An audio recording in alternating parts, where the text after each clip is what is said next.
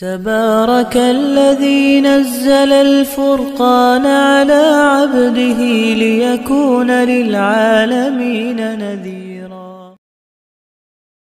ایسے ہی ایک موبائل سے دوسرے موبائل میں بلوٹوتھ یا کسی اور ذریعے سے فلم یا گانا یا کوئی اور ایسی چیز کہ جو شرعاً جائز نہیں ہے بھیجنا، یہ بھی ناجائز ہے اور سخت گناہ ہے۔ ایک موبائل سے دوسرے موبائل میں فلم، گانا یا اور غیر شرعی چیزیں، گندی تصویریں، ناجائز تصویریں منتقل کرنا بھی ناجائز ہے اور سخت گناہ ہے۔ اور یاد رکھیے کہ جب تک وہ دوسرے کے پاس آپ کی بھیجی ہوئی غیر شرعی اور غلط چیزیں رہیں گی اور وہ ان کو استعمال کرتا رہے گا تو اس وقت تک آپ بھی برابر گناہ میں شریک رہیں گے، آپ کو بھی گناہ ہوتا رہے گا۔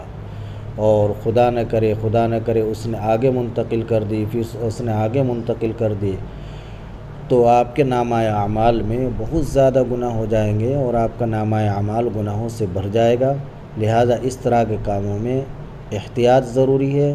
اولاً تو اپنے موبائل میں ہی کوئی غلط چیز بالکل نہ رکھے، معلوم نہیں کب موت آ جائے اور پھر مرنے کے بعد دوسروں کے ہاتھوں میں ہمارا موبائل پہنچے گا تو وہ بدظن ہوں گے، برا ہی کہیں گے اور اللہ کے ہاں بھی اس پر سخت عذاب ہوگا، گرفت ہوگی۔